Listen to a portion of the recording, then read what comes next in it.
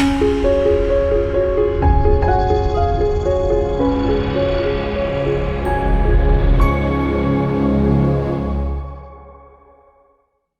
everyone, welcome back to the show. I'm your host, Dr. Joseph Koppas, and today I'm joined by my guest, Dr. Shane Steadman. How are you today? Good, good. How are you? Good. So, Dr. Steadman, where are you talking to us from? So I'm in Denver, Colorado. Probably most likely, or most, I can also say Inglewood. So it's like the south suburb, but Denver is, right where we're kind of sitting. So Denver, Colorado, with all the mountains and the snow and the sunny days. Great. Oh man, sounds amazing. Yeah, everybody wants to move to Colorado. I think I know why, That's, but yeah, it's definitely grown a lot since I first moved here. I bet. Um, so, Dr. Steadman, I think our topic of conversation today is what is functional medicine, and we're going to talk about that in conjunction with functional neurology too. Before we get too deep into that, I want to know from you, what's your background? Why are you interested in functional neurology and functional medicine? So what has your training look like? So my funny story. So my mom actually worked for a chiropractic neurologist when I was in high school. And so, a lot of people kind of come into this profession, like, oh, I had experience and I went into it, or I had an injury and saw a doc. And, so you kind of see that type of, um, I guess, journey on how people get into this world. And, mine was a little bit different where my mom would come home with all these different really cool stories about what she saw. And kind of funny enough, my wife, who was my girlfriend at the time, so being a high school sweethearts, he actually worked on her. She had a car accident, so it was kind of cool to hear all the stories my mom said, and then hear, and see firsthand the things that he did with my girlfriend at the time. And, and it was really fascinating. So I was a music major. And so, so I went to Texas Tech, and, I was on my full ride scholarship and thought it was pretty awesome. And about halfway through, I was like, God, I really want to do what that guy did. I was like, that guy did some really cool stuff. And what was really cool about, and his name is Dr. Pendleton, which I know, people kind of in our world know that name, but so he's been around forever and a day, but he combined, kind of looking at functional medicine and functional neurology. And so I remember like watching that going, yeah, these two things really kind of go well together. And when I got into practice, when I got into school, it was like, well, what focus do I want? I was like, well, I want to get my neurology, degree. And so I really went to school to be a chiropractic neurologist. But what was really fascinating, I think, when I got into practice, those first few years, I was like, man, there's so much more to this. And so my questions were always like, well, how does a female start her cycle and then have all these neurological symptoms? How can somebody eat a hamburger and then all of a sudden have all these brain symptoms? And I'm like, there's got to be a correlation between like the body and the brain. Mm-hmm. And so I started kind of my journey of trying to figure this out, is like trying to understand labs and trying to understand how diet, nutrition, supplements, and things like that can really have an impact on diagnosing and treating. So even today, it was interesting. We were just talking about this before I came on the podcast with you. But we're working on a lady that has Parkinson's. And so, we're doing all the things to work on her Parkinson's, and we're making some slight improvements, but we added, we did an IV of glutathione last week, and we added a supplement that can help improve GABA production. And so I was talking to my assistant and I said, how's she doing? And she goes, today was the first day she can actually do some balancing, and her tremor was just about gone. And I was like, oh, that's awesome. Yeah. And so kind of to utilize some of those functional medicine tools is really kind of fun, because it just gives you another tool in your toolbox. And so kind of my training has been around trying to understand all the endocrinology and immunology, on top of the neurology, and basically like bring these two worlds together, which not too many people do. But, I always laugh and say it's like peanut butter and chocolate. They go so well together. And that's kind of really the practice that I've developed here in Denver. That's great. Yeah, that's a great analogy. Peanut butter and chocolate. Yeah, who doesn't love that? I think for the audience members that aren't familiar with, I guess, both functional medicine, should probably be familiar with functional neurology by now if they've listened this far. But can you kind of give us a your definition of both of those? Absolutely. So functional medicine kind of came along with this understanding that we got traditional medicine, and traditional medicine says, well, our goal is to look for like disease and pathology. And they do a phenomenal job at that. And kind of where we see the struggle with patients is that, well, they may not have a disease process. And let's take blood sugar. I think it's a great example. We look at the blood range or the glucose range on blood work for blood sugar, and it goes 65 to 99. And you'll often see patients who are maybe 70 in their blood sugar, and they go, man, I'm anxious, I'm jittery, I'm shaky, I get headaches, I feel foggy, I can't function, I can't concentrate. So they go to their doc and they go, you look great, because the bottom range is 65 and they're 70. So the patient goes, I don't feel great. Like if I don't eat, I feel horrible. And so when we look inside those ranges, we say, well, what's their function like? Well, their function is such that their blood sugar isn't as high as it should be. And we know that the brain needs glucose for fuel. So we go, well, their fuel isn't where it should be, but yes, it's within range. So we start understanding function. So function is kind of like taking out the pathology and conditions and saying, what is the function of the body? They may not have a disease, but are they hypoglycemic? Do they have a thyroid dysfunction? Do they have hormonal imbalances? Does somebody have mood issues and motivation issues and depression because their testosterone is low? And so all these different things kind of lend us to this word of functional medicine. And so it's really kind of interesting. And I've been around the block for a while. Functional neurology was kind of started a little bit out of that, because a lot of people were like, well, we're not looking for a disease of neurology. We're trying to understand their functionality. Because a lot of people go, I've been to the doctor, I have a concussion. And they said, well, we don't see anything wrong with you. So go take a break, sit in the dark for the next 3 months, don't go to work, don't go on screens, and you should hopefully get better. And so kind of those of us in this neurology world go, well, what's the function of their neurology? And so you kind of seen this evolution of functional medicine to understand what's going on physiologically, and then functional neurology to understand what's going on within the function of the brain, because nobody really looks for that. So that's why I get back to that peanut butter and jelly or peanut butter and chocolate analogy that goes, dude, to look at functional medicine and understand the function in their physiology and tie that in with how the brain is not working the way it should be, we can start to develop a treatment plan where we can bring these two worlds together in this huge toolbox of how do we get this patient well. Yeah, that's fantastic. That's fantastic. What does a typical, I guess, evaluation then look like for your office when you're combining the two? Yeah, absolutely. It's definitely more comprehensive, I would say. We have intake paperwork that's really thick, and I always tell patients, I'm sorry, but not sorry, because you're trying to figure out as much as that's going on with a person. And so when they come in for the exam, we usually do a pretty good, like 45-minute history where we're kind of going through all the functional medicine side, so to speak, do you eat? Do you not eat? I mean, something simple like that, here's a funny story too, on that. We have a patient who had a concussion. She could barely walk. And we were talking about her this morning too. So every morning for breakfast, she has Mountain Dew and corn nuts. We're like, I'm not too sure that's the breakfast. Maybe change that. Does she eat it like cereal or? Yeah, she's like, I'm not going to change. I'm like, whoa, I don't even know if that even sounds good. But that's the kind of stuff that we try to pull on the history, is like, how, what is sleep like? What is your stress like?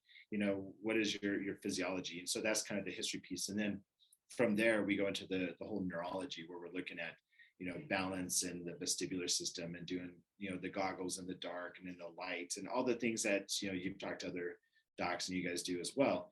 So we look at the history of the functional medicine, and then we look at the neurology, and then I love blood work.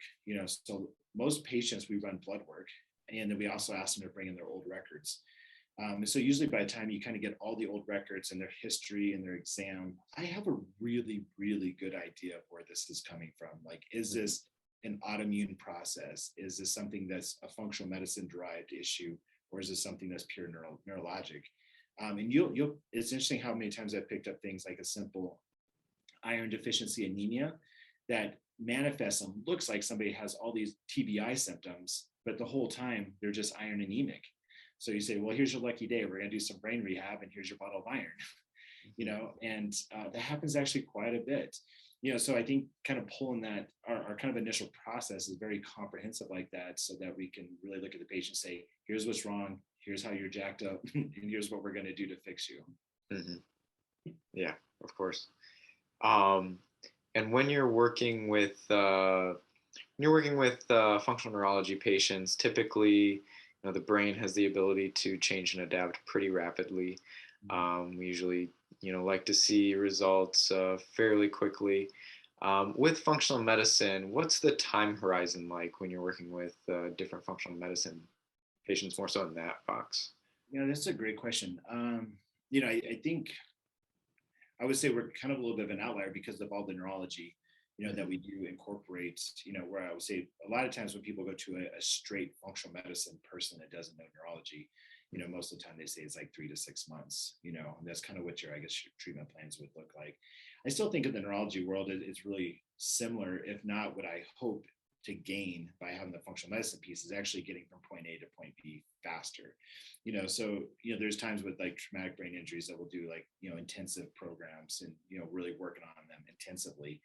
But then there's other times that we're like, okay, if we can get your blood sugar stable, get you to quit drinking Mountain Dew and corn nuts, get your iron up, the neurotherapies that we're incorporating, I feel like stick even faster and even better, and maybe even long term. Because there's definitely times when you do like an intensive program with somebody, but then they do really well, and then all of a sudden they're like, oh, my stuff is starting to come back. And so like, do you do another intensive, or do you say, okay, why is it coming back? Is it because X, Y, and Z are not working so well? So if we can get these things fixed, that can make the rehab that we're doing maintain for a longer period of time. So that's kind of how I see the functional medicine piece versus like, oh, we're just going to do this and it's going to take 6 months to get you better. Still think we can actually get patients well. I'm just hoping it's another tool to speed the process up. For sure. And speaking of tools, when looking at functional medicine, I guess when people think medicine, they think, drugs, right? Pharmaceuticals. Yeah. That's not necessarily how functional medicine practitioners operate. So you mentioned a few, but what are some of the tools of the trade of functional medicine that you can utilize to get patients better or to improve lab values, things like that? So the things that we have in our toolbox, I would say supplements is probably a big thing that people are familiar with. And that whole world of supplements is definitely different. And, I think everybody puts it into one category.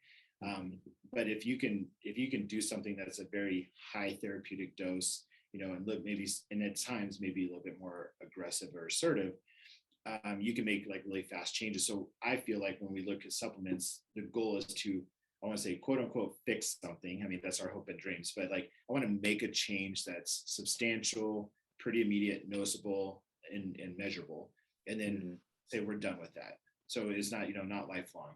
So I would say supplements is kind of one piece that's in our toolbox. We do a lot of IV therapies. So we have a nurse practitioner, so we can use things like, glutathione, NAD, Myers cocktails, different things like that, or even vitamin D. We can do a vitamin D injection and just raise it really high, if we're trying to utilize that to improve somebody. So supplements, IVs, we can do injections, peptides. Peptides are kind of like a new and upcoming thing. We can look at different peptides that can make some really substantial changes in brain function. So those are some, I guess, the functional medicine tools that we have. And I guess I left out like looking at diet, nutrition, and things like that. If somebody's only eating once a day, that's probably not so great for their brain. Right.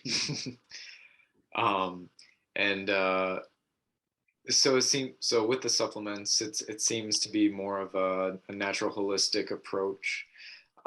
So why might one patient, maybe they've got an option between going the traditional medical route versus maybe a more functional medicine route? What are some of the thought processes that those patients go through that might, lean more towards functional medicine? Why might they choose that over something else?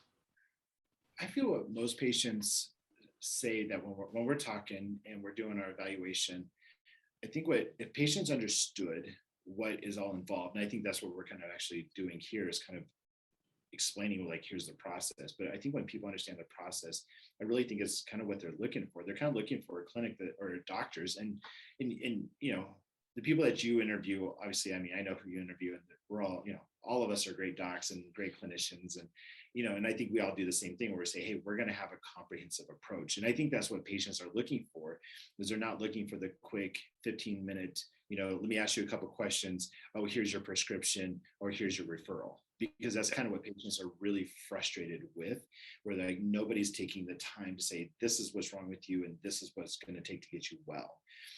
And so I think that's what really leans patients back and forth. I think the struggle that a lot of patients have is they go, well, you know, my medical doctor, you know, takes insurance, you know, and so they start looking at the financial piece, but they just, unfortunately, they don't understand, well, here's everything that's involved, you know, in the holistic world. And maybe here's the bad things I heard, you know, they take my insurance, so I only have a smaller copay, so I'm going to try this route for a while. And so that's what I think that's probably the biggest push pull, like tension that we see between the two worlds. But when I think a patient understands that, hey, this is comprehensive, it's not a 15-minute visit, you know, our exams, I'm sure, you know, like many of our colleagues, you know, they're like 2.5, 3 hours, if not sometimes more, you know. And so I think when you're spending, you know, multiple hours to work on somebody, figure them out, to say, okay, here's what's wrong with you, I think that's what patients are craving. Yeah. So I think it's functional medicine approach. I think when they understand it, they're like, that's what I'm looking for. I just need somebody to tell me what's wrong with me and what to do next. Right. And you definitely touched on this, but it seems like right now the trend seems to be that there's less and less time spent with, you know, most doctors in the field. You know, the way that our healthcare system is set up, you know, that's just kind of how it is. So functional medicine and functional neurology are exact countercultures to that, basically. So even though patients are craving that, but the culture itself is going a different direction, how do you see the future of functional medicine and functional neurology fitting into that? I would say in the short term, I think it's going to grow and get better. And I think what kind of helps us out a little bit is, one, I think, man, I'm thinking about this. This is a great question. I think on one hand, patients, I think their deductibles are getting higher. You know, so if they're going to spend money out of pocket, you know, I think they would rather spend it to a place that takes more time and more energy and effort. I think the other thing that suggests that this is going to grow is that you're seeing more and more medical practitioners actually getting out of the traditional insurance realm and jumping into kind of this functional medicine, you know, type of approach. And I think that's just kind of a category that everybody's calling it at the moment. But I think when you get into these concierge practice and boutique practices, you know, you're seeing more and more MDs that are doing that, because I think they're kind of getting frustrated with the system as well. And I always think this is an important piece to note, is that, you know, I think all traditional and medical practitioners, I think they have the best intentions. I think, you know, there's a reason why they went to school. There's a reason why they listen to patients, you know, for 40 hours a week.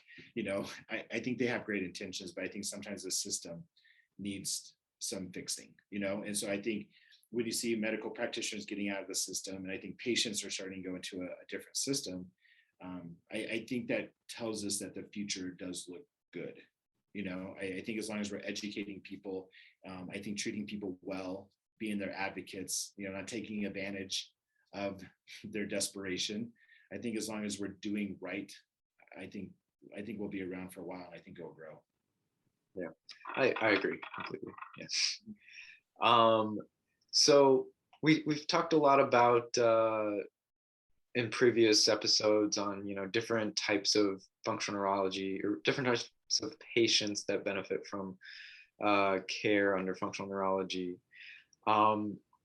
What can you give us some examples of patients that do particularly well with functional medicine? You know, I think if we keep it to neurology, I'll say like functional medicine neurology. I think that'd be kind of good because there's definitely patients I think that do well with that. I would say the majority of the patients that we see that really do well from this blend of functional medicine and neurology would be your autoimmune patients. When we look at things like multiple sclerosis and myasthenia gravis, some of your peripheral neuropathies are autoimmune. So you can do all the rehab in the world, but if their immune system is still attacking the nerves, it's going to all come right back. So I think that functional medicine approach to these neuroautoimmune disorders, I think, is pretty amazing, because then I think we get to look at diet and say, hey, let's not drink Mountain Dew and eat corn nuts for breakfast, because that's not going to help your immune system. And here are things like glutathione, that can really be a benefit for brain function, brain inflammation, and also help modulate the immune system. So I think probably some of the best candidates, I would say, would be the neuroautoimmune patients. And then definitely on the functional, like the hardcore functional medicine side, you see a lot of kind of the endocrine, like hypothyroid, diabetes, digestive complaints, those tend to be really good in the functional medicine space. But I think in blending the two worlds, I think when you look at, again, some of your autoimmune, but even like ADD, ADHD can be really beneficial, because a lot of times you get into some of these dietary changes, or I know you guys had Dr. Malolo on too, but even like, some of the autism, they're actually kind of categorizing into autoimmunity, which is really fascinating. So, you got people like, oh, we can work with autism. You're like, well, you can, unless it's an autoimmune condition, and then it's a whole different ballgame. So I think when you get into some of the childhood disorders and PANDAS, which is another, autoimmune condition with kids, again, I think that whole category tends to do really well, because beyond that, it's just, here's your medication, and if that doesn't work, we'll try this medication. If that doesn't work, we'll try this one. And I think that's kind of their treatment plans that a lot of those patients get. And at the time of this recording, I know COVID's still around, right? A lot of patients with post-COVID syndrome. Is that something that you found to be beneficial, or to benefit from these functional medicine approaches? And kind of what are you doing with those patients? Oh, yeah, we've definitely seen the COVID long hauler, patients. Unfortunately, we're also seeing a large number of people that are getting injured from vaccines and having complications from that. So we definitely seen a good number of that in the office. I think that's where the functional medicine piece does come into play. Mm-hmm. That's definitely a tough one. I think, we've been working on those now for several months, and it seems like it's getting easier and easier, but it seems like the new stuff just keeps coming in the door, and you're like, okay, that's a new one. I think the neurological rehab, like when we look at dysautonomia or POTS, we've seen some of that with, some of the COVID or vaccine injuries, but we're also seeing some of the autoimmunities kick up too. So some people that have had maybe a pre-existing autoimmune that was underneath the surface, COVID, and I'll put them together, but I think COVID or the vaccine could have brought it to the surface, and now we're seeing, really interesting, weird kind of combos of symptoms. So it's like kind of this mix of like treating the symptom, maybe providing like immune support from a supplemental standpoint, trying to remove any kind of negative triggers like food allergens. And I think we're just throwing the kitchen sink at a lot of these patients, going like, okay, here's everything I got. Let's try to get you back on your feet and functioning again, whatever the mechanism might have been. Yeah. And it's such a new thing for practitioners to have to contend with. But I think, the combination of the functional medicine, functional neurology has been a good approach so far, from my experience, and sounds like yours as well. But yeah, everybody comes in a little bit differently, and it's always a new puzzle. Sometimes when you get into like a condition, you see that condition enough that you're like, yeah, I've seen this like 20,000 times. I kind of know what to expect. Mm-hmm. And I think what's making kind of some of the COVID and the vaccine stuff hard is, like you said, everybody's different. Mm-hmm. So you can't seem to wrap your brain around going like, well, I've seen this like now 20 times in the last mm-hmm. month. It's like, well, that's a new one. Oh, yeah. That's weird. I'm not too sure why you're having that. That doesn't make any sense. Like, right. So it's been a little bit tough for sure. Yeah, definitely keeps things interesting. Yes. So functional medicine in general, seemingly it's, gaining more and more popularity and traction, I think, in the kind of the mainstream mindset. It's more and more recognizable to everyday people, I would say. Um, so I guess, how far has it come, and where do you think that it needs to go still? I think it's come a very long way. I think, I think nutrition, because a lot of people who do nutrition kind of throw themselves underneath that category of functional medicine. I think it's come a long ways because I think the public is now, when you start seeing Google searches for that, or if you're looking up keywords and now the keywords are showing functional medicine, you know that the public is looking for that. And so I think it's gone a long ways when you see social media and marketing strategies involve that keyword. Um, I think where I think it needs to change is, you know, I think there are definitely practitioners that understand functional medicine, that know medicine, have been through the training. And then I think there's people that try to just throw themselves underneath that umbrella for marketing purposes. And so I think there's a little bit, I would hope that maybe at some point it kind of splits or becomes a little bit more recognized.